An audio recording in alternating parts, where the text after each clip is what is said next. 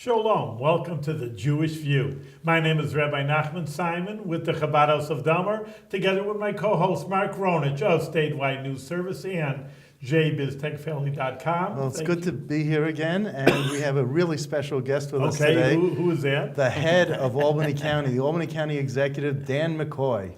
Well, thank you for having me on your He's show, done it so Rabbi many and Mark. I times. appreciate Welcome that. back. You're not a guest anymore. You're I'm saying family. the Yiddish Mishpacha. You're part of the family. I'm like family now. I like That's that. I right. like Absolutely. that. I like that. Okay. I do like that. So, Dan, how are things going in your position? You're up for election next year? Next year, Yeah, I don't know where the time went. It's a 4-year term. Right, so this is your third year. This is my third year. Yeah, how do you like it? I like it. You know, it's challenging. You know, when I Yeah. took over, we had a $15 million deficit. We had about $19 million in reserves, and things are, we hit the Great Recession Where are we from now? 08, and I'm like, it can't get any worse, right? You know, it can only go up from here. So it's been challenging. And Where's the budget now? we were under the cap last year. Do you have higher reserves and lower Oh, we do. deficit? Our reserves right now about $37 million. Our deficit, which, there's two ways to tackle a deficit. You either raise taxes one time and you pay it off, or you find true savings. So in the course of the Or last you lay people off.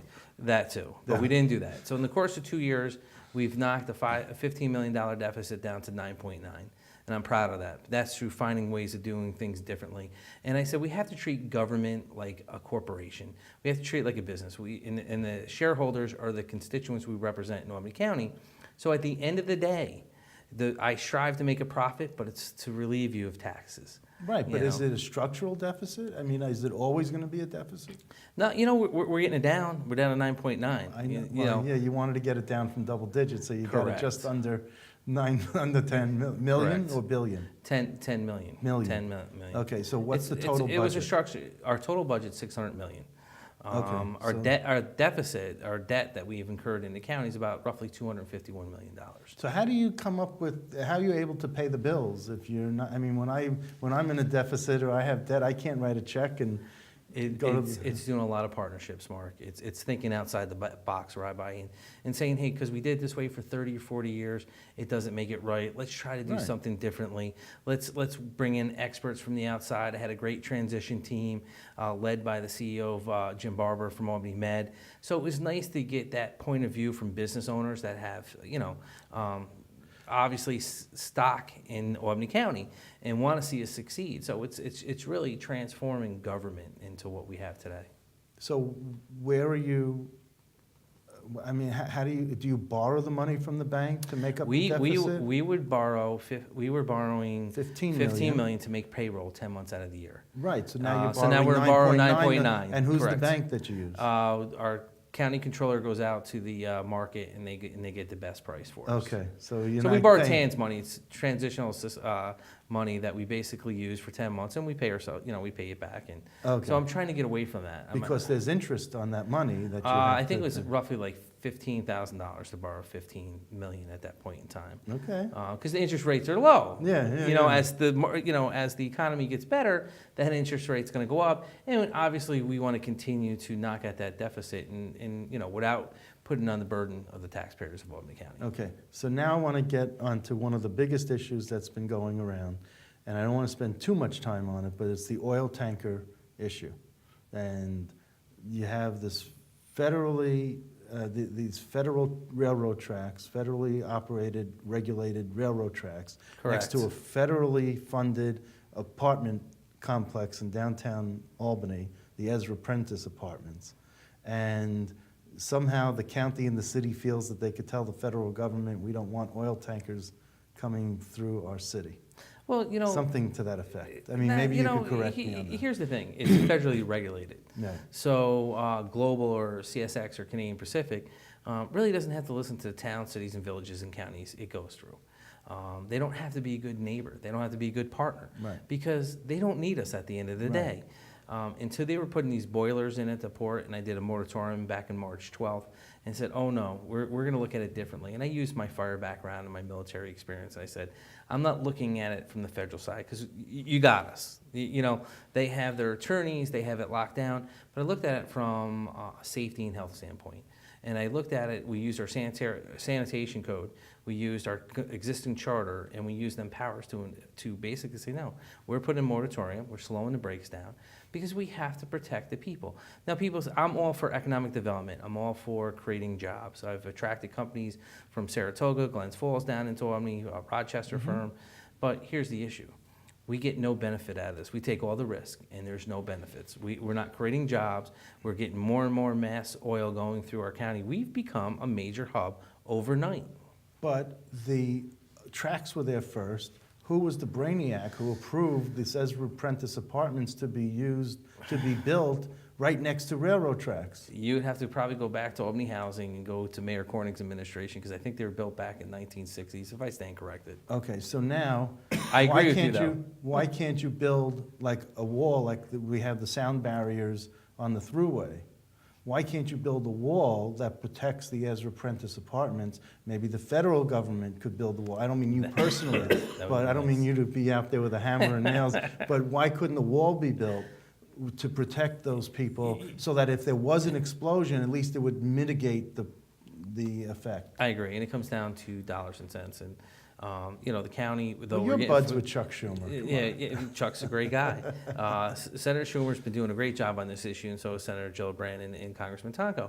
The issue comes down to money. It's always money. The city's not in a financial capability. Right. The county's not. But if we can't get Global to pay for this, we need to do something. We need to do something. Are you talking about building a wall? I put a safety committee together. Peter Iwanowitz, Yeah. who used to be the former DEC commissioner, acting commissioner. I got this great committee together. They're putting, we're talking about air monitoring, what type of things to check for, and working with Sheriff Apple. Sheriff Apple's doing a comprehensive study of the port, what we need to respond, how do we handle it. So when we get all the recommendations back, yes, that might be one of them, Mark. That might be one of the solutions. This is the city of Albany, but these Correct. tracks go through Cohoes and Watervliet. All over, and Voorheesville, New Scotland, Bethlehem. Yeah, but they're all over. When you get to Watervliet, you got Bob's Diner or Stewart's. I mean, it's really like as close as you and I are sitting to the trains going through and people eating in a diner.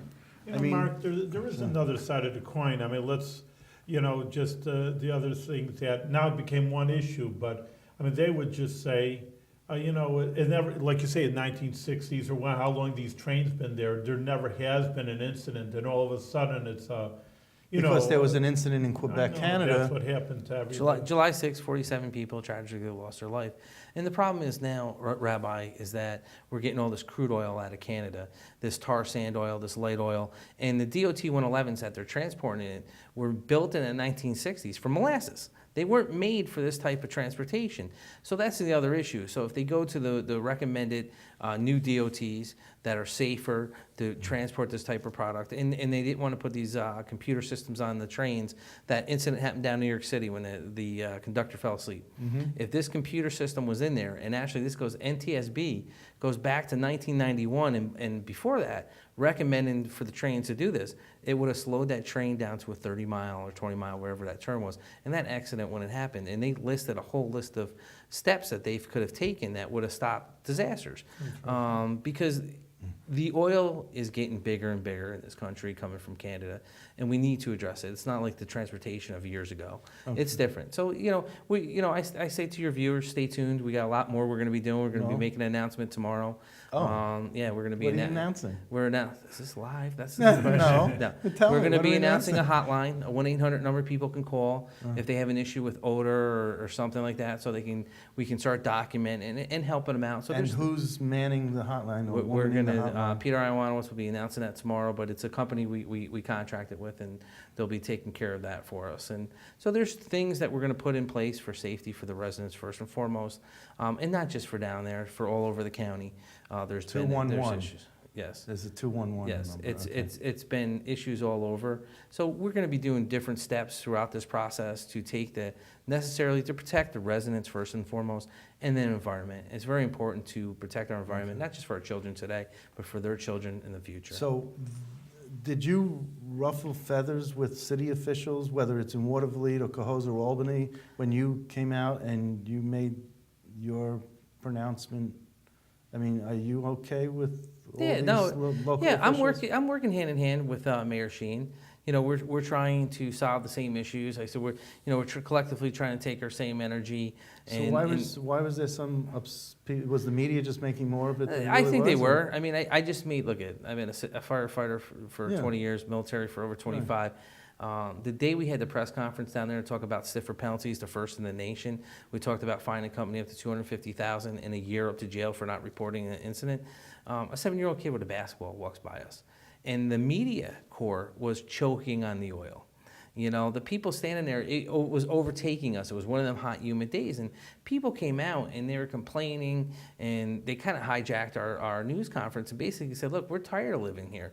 I said, look. Well, then they can move. Right. Well, they can't because they're in housing. So they can't just pick up. Why can't they move to another federally housing? Because housing has to have available rooms and they have to approve them moving. So he said, so I said, look. But this isn't overnight, so they could have, if they really don't want to live there, then they could have put an application in years ago, or they could still start now, and then within the next 2 years, they could be moved. And when the whole place is empty, then you'll know that people walked with their feet. They they left. But it boils down to this. I just basically said not based on science or statistics, based on Dan McCoy. I feel it's not safe for these residents. Right. And they said, why? I said, right over my shoulder, within 15 feet, is the DOT 111 sitting there, all day and all night. I said, these people live in fear. So, it was one of the things I went off the cuff, off the script, and I go, you know what though? I still feel that way. I don't feel that people should be living there. Some want to live there, and that's fine. But I just want them to have quality of life, because that's what this great country's about. And just because... Well, can't you find a way to relocate and help speed up the process and do a relocation into other federal housing has to appeal to federal housing and look for Section 8 vouchers to say, hey, look, they don't have to live in Albany. They can go all over the Capitol But region. this is why people are getting paid the big bucks in the Albany Housing Authority, so they could do this. Correct. Okay. So that's a good question for you to have them on the show and talk to them about. How's that? Okay. So now let me, so I asked you, I want to ask you about Soldier On. Yep. Soldier On is a project. Look, there's 1,800 veterans in the Capital District that are homeless. There's 75,000 veterans in this nation that are homeless. That's like taking the population of the town of Colony and they wake up the next day and they don't have homes. So, it's an issue facing us, not just here in the county of Albany, but in the Capital District and in this nation. This government's never called more on its citizen soldiers in the last 13 years of any other conflict. So you want to build veterans housing? Correct. So what we're doing is we have an Anley home that's been sitting vacant since January of '07 next to the Shaker site by the airport. And I looked at it. We spent $1 million of taxpayers' money to heat it, to maintain it, and it's just sitting there rotten. We're not using it. So $1 million have been wasted since '07. So I go, here's an outfit, Soldier On. Jack Downing, he's the CEO, can come here. We have 38 homeless veterans living in Pittsfield that they took off of our streets that want to come home. So we can have a one-stop shop where they can get their therapy that they need, they can have housing. They find that veterans do better with about 500 square feet of living space. So with that going on, and then all the different therapy stuff that they can get, it really works. And it's one-stop shop. So if you go in to get assistance, that therapist can take you and say, here you go. I can't help you, but this person can, and move you to the next person. But you'll have to work with the federal government for that, won't you? Correct. This is and you know how efficient Veterans Affairs is. yeah, but actually, Linda White, we talked to, who runs the VA hospital here on Holland Ave, has agreed to move offices there. She has agreed to work with us to help us with transitioning these veterans. And that's a huge win right there. Yeah, and we're trying to get, the Governor Cuomo's on board. They're on board with helping these veterans. So this is going to be the first in the state of New York. Okay, so let me ask you, that sounds like a great program, and that's why I wanted to bring it up on this program, because it really sounds like it's a win-win-win all the way around. And I'm sure if you're getting Governor Cuomo involved, then he's going to want to take all the credit for it. So be careful what you wish for, because it is your baby. So be careful about seeding. Yeah, but to me, Mark, it's about helping the people. But I want to say this to your viewers. Yeah. This is a $20 to $30 million project that is going to be in a partnership. So we're not using county resources or dollars. But it's still your idea, and Correct. it shouldn't be taken away from you. like so many of these ideas are when you're trying to say, yes, we need to move this, but, you know. But my satisfaction at the end of the day, Rabbi Amar, is it got done. Well, I And then want we to help know, I people. want it to be known that on this show, we're giving I you the credit appreciate for that. that, Thank okay? you. Thank you. Now, I wanted to ask you about the heroin epidemic. How bad is the heroin epidemic in the county? It's And what are you bad. doing? It's bad. It's, you know, we're trying to do education. As you know, we had Attorney General Snyderman up here. We actually gave. Really? Yes, we did. He Where? was in town of Gilliland. He made, He he made was an the- appearance? Yes, it Oh. was the first Did you police know? department. They didn't that- tell me about it. They didn't tell you, Rabbi? No. Oh, we'll have to verify the next. I'll All make right. sure they call you. Okay. They, it's the first police department that was fitted with these narco kits, courtesy. Narcan? Narcan, yes, thank you, Narcan kits, that basically will reverse, you know, someone going, you know, having an overdose with, And this. the police can administer it? Correct. They got trained to carry these kits, which is important. So that's going to make a big change. And as we start putting out to police agencies, Sheriff Apple's been on panels talking about this. He's really been out in the community, and we're trying to work. It's, you know what this takes? This is going to take us going out with a media blitz and really highlighting what's going on, because, you know, it doesn't discriminate. It doesn't matter if you're rich, you're poor, you're middle income, you're black, you're white, whatever. It does not discriminate. It has affected people with a lot of money and affected people with no money. And it has the same result as tragically to lose a loved one, a brother, sister, son, daughter, Were you aunt, uncle. personally touched by this in some way? in your I family? am. You know what? I just watched a guy a few months ago bury his daughter. He was 21 years old and fighting the fight with drugs. And it's sad when Was you see that a that. friend or? Yeah, it's a friend, you Mhm. know, and, you know, it's just tragically to see this go on. And, you know, but they got to want it to help. And that's the other problem. And it's so cheap now. Heroin is just so cheap of a high, it's hard to tell people So that. kids It Yeah, costs just- less than a pack of cigarettes. Correct. So kids just get, so it's like anything, like a cigarette to them, it's like, okay, we'll have a little fun. Yep. And they don't know But what it's they're educating getting the kids. into. Parents need to talk to their kids about this stuff, Rabbi. I mean, you see it in your synagogue. Parents really need to interact and say, hey, look, you know, there's choices and we can help you, and these are things that we need to identify that something's going on with your Well, child. let's talk about another addiction, casinos. All are right, you in my favor- favorite topic. Are you briefly, because it's not going to impact Albany County that much, but are you in favor of casinos? Do you like to go to Turning Stone? The exit 23 is off. Exit Yes. 23 is off.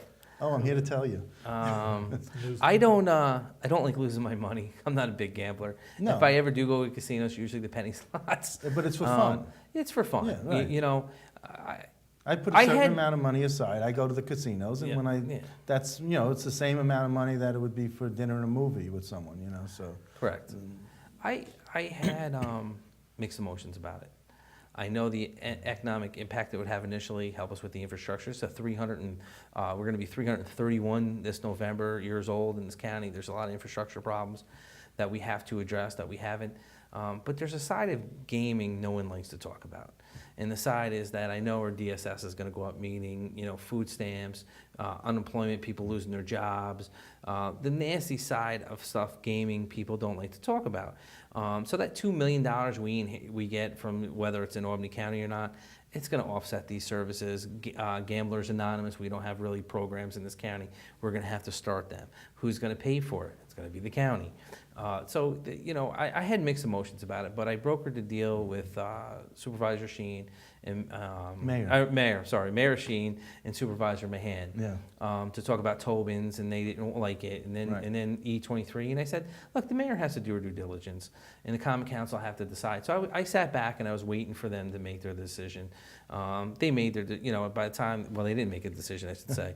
By the time it came out, they decided to move. So I didn't have to come out publicly for or Right, against that's it. why I'm asking you here on this show right now. Yeah, no, it's one of the things that, look, I understand the impact it will have, but I see the bad side of it, and that's So why I you would said- come down on negative, that you wouldn't favor it? You know, I don't know if I would. You know, I mean, I Right. think there's good opportunities for jobs. It's going to create jobs. There's no doubt about it. There's just a side no one wants to talk about. No, And no, as they do. county They executive, do. unfortunately, these are the programs we run in the county that I'm going to have to deal with. But you know, where the 3 casinos are going now, in a partnership with the county, you know, and especially OTB being involved with Hard Rock, that will really, favor of us, money-wise. I like the Hard Rock Cafe. Yeah, that's actually was an interesting concept. I have to give it to them there. But it really will help us here in the county with money and to set things forward. Because you think people stay here in our hotels and then... Oh, yeah, because Rensselaer City is not that big, so they're not going to, and we're right across the water. So it should really enhance downtown Albany and both sides of the river in a partnership with the two mayors. So, Okay. but we'll see what happens. Who knows? We'll know in October. Let me ask you this, the convention center update. How's the county involved with building this new convention center? And We've been in a good partnership. Prior to, Mayor Jennings leaving office, we worked hand in hand with them on the hotel, on the DeWitt Hotel on Willington Row. That was one of the companies we attracted down here, A&X's from Glens Falls. Mm-hmm. They're buying. So really, and Mayor Sheen now going forward, it's just that whole corner is going to be revitalized. well, I have the corner of Eagle and State. Yes, Yes. it is Eagle and State. State Street, they call that Wellington Row where the old Elks building was. Yes. So they And call the that Wellington Hotel, that's why Yeah. they call it Wellington. Yeah, Wellington Row. But I got to tell you, I'm going to give you the update. Yeah. They are building a kosher kitchen in the convention center. Correct. And I'm told that they're going to... See, he doesn't let me say that, Rabbi. He Well, I'm steals all waiting the for good you. thunder. I was going to get You try there. to get Get him to all it. the Go ahead. credit. You Get want to to it. No, he took the thunder, Rabbi. No, so I can quote you in my story. Go ahead. It is, you know what? It's a scaled down version, and I give it to the men and women that are on that Right. board and Gavin Donahue. Look, as a county official, and I can't speak for Mayor Sheen, there's times we agree to disagree, we have different visions, but I think it's something that's really going to fit into downtown Albany. It's going to complement the Times Union Center. They just announced today that they're having SMG manage the facility. So they awarded the contract today at the authority meeting. So which is good news because Bob Belver does a good job. It's like anything else we get on him when we're trying to get acts, but he's been filling the arena with some really great acts in the last couple of months. And working together with the convention center, it's really going to make a destination for the capital region. But for that, for downtown Albany, that means sales tax revenue. That means bed tax revenue. Right. That means But restaurants. talk about the kosher The facility. kosher, yes, they're That's what we're looking for. I The mean, good meal listen, you over want the there. good meal, Yeah, I we're know. gonna have I- to go Jewish about view. the- Yes, Give us that. yes, and I'd probably say Shelley Silver might have had a little something to do with it, and there's, Yeah. but he's a good speaker for the Right. assembly, and I applaud all the work that he does. Right. But yes, they are going to have kosher food, and they're going to have choices, and that's what people need. So we all think we eat the same type of food, and I said, it's great when you bring. I actually got to swear in some new citizens at the federal building. And I loved it. I said, look, don't change to our culture. You know what's great about this country? Because you're bringing your culture here. You're bringing your food here. You're bringing your ideas here. And I said, that's what makes it great because you can get any type of food. So they are going to have a whole culture or kosher restaurant. And Well, the kosher catering Catering, facilities. yes, catering And they're going facility. to farm out, I'm told, the kosher supervising agency to outside of this Yes. area. They're going to bring an outside kosher National. supervising agency Yeah. in to To help 'em, supervise That's it. Yeah. excellent. So, All right, It so is. we have to go out to dinner together. Yes, over now we here. can, Rabbi. Mark, you're on. It is. well, it's you can awesome. have you can have kosher. Is Mark wedding. paying, Rabbi? Yeah. Is Mark paying? You can have Yeah, you'll wait for that over. you can have weddings. You can have bar mitzvahs Yeah, outside that'll of be the great. synagogues and stuff, and you can Yeah, actually people, I have. know, because of course people are always asking me, where can I go? And This and, is phenomenal. have an So affair, it's so huge that's for the great. It Jewish really community. is. No, So- I agree. I totally agree with you, and my hat's off to the airport. Or And I was the pushing authority. Gavin, and I spoke to Gavin the other day about it. I've been Yeah. pushing for a Yeah. couple of years now about it, and he told me Duncan Stewart, talk to him and get him on the show, and Yeah. he's the executive Yeah, that's director. nice. So, and I understand there's going to be improvements to the Times Union Center because Correct. of the convention center. What improvements? We're looking at a variety of improvements. We're going through it now. We put it in our capital program.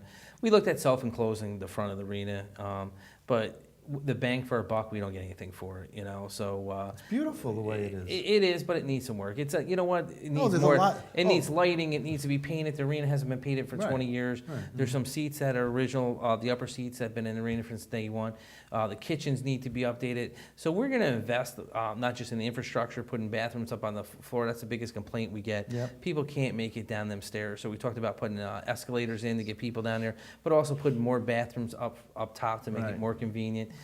So you're going to see a lot of great improvements to the facade, but make it look brand new, but make it interact with the convention center. We're going to be working hand in hand with the convention center to kind of like make them, marry into one another. And the walkway is going to be great when the walkway is done. Very good. So congratulations with that. And I need to get an update on the Albany County Nursing Home. The nursing home, Rabbi didn't want to talk about it, but I'll talk. The nursing home, look, we've made some great steps. We brought a consultant in, and sometimes it takes, unfortunately, in government, you have to go to one extreme to get the best results at the end of the day. Now, the unions have conceded to a lot in their contracts. It's really going to help us turn the facility around. I compliment Chairman Sean Morris and Frank Camiso went up there and they voted the initial contract down. They said, look, we can't tell you to revote, but we have to agree with the executive. If we don't get these concessions, we're done. We're out of the nursing home business. So it took the workers to finally hear that out of these two gentlemen's mouth to say, look, we have to roll up our sleeves and work together. And they are, and I applaud the men and women up there in 1199 and the other unions that said, okay, look, we're going to help you achieve a savings. So we're hoping to take that $12 million deficit and it come down to like $3.84 million. But you also have these guys coming up from Nassau County to manage it. Right? Then you got an LBDC or something? Yeah, they're creating an LDC. We have this gentleman, Larry Slacky, that's a consultant, but is overrunning the nursing home now. We are paying him a lot of money. We're paying him about $350,000 a year. Mm-hmm. But it's stuff that we've tried to implement. But sometimes it takes an outsider to say, hey, look, you're both right in what you're trying to do here, but let's bring the cost down to the taxpayers. And I always said this. If I can show a savings to the taxpayers that I represent at the end of the day, I have no problem. I think it's a vital service. That's why I had Upstate Service Group coming in to run a nursing home, because I felt they would have continued on with our need, but would have saved us, $10 million. And Mr. Slacky, is that his name? Or? Correct. Okay, he's going to oversee the nursing home and day make to it day. more efficient. Correct. And make it more.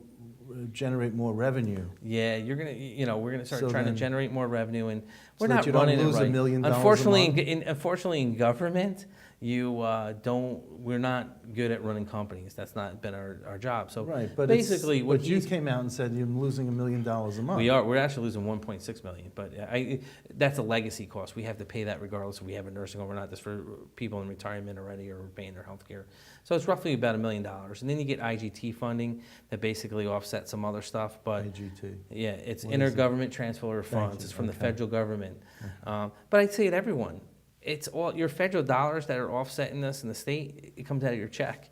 You're paying state tax, you're paying federal tax and county tax. Well, it's all your taxes going into the nursing home. And to run a nursing home at $1 million loss is not acceptable. So he's going to bring it down. Yeah, we've worked with all these concessions now. But he said he can even make it profitable within 18 months. Yeah, well, that's not going to happen. That hasn't happened. It takes time. That's why I said I challenged him to it. Yeah. He told me he could save $1 million a month. I go, if you can save $1 million a month, I'll bring you on board, and you can show me, because I'm willing to try. You're from Missouri. You're saying show me. Yeah, show me the savings. That's right. And quite honestly, he's been on board since January. My office has been working with him day in and day out. No, we have potential savings going into the future now with the contracts in place.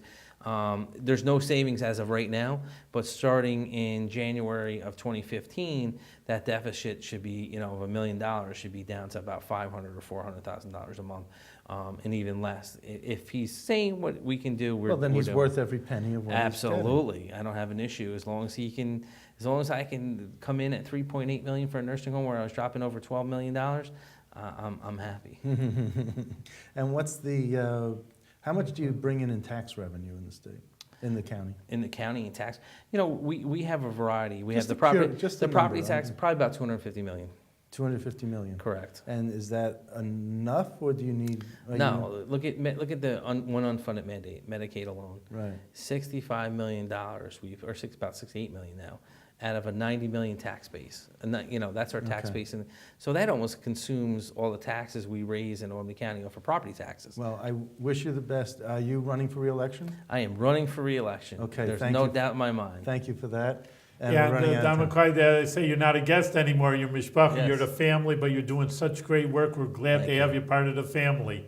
And then we also have to take up, we got to get together at this kosher restaurant Yes. and go out to dinner. But in any case, we wish you, my blessings are coming through. I'm wishing you success with good health. Thank you. And continue on with great success and with good health. All the best to you, Thank you, Dan. Rabbi. Thank you.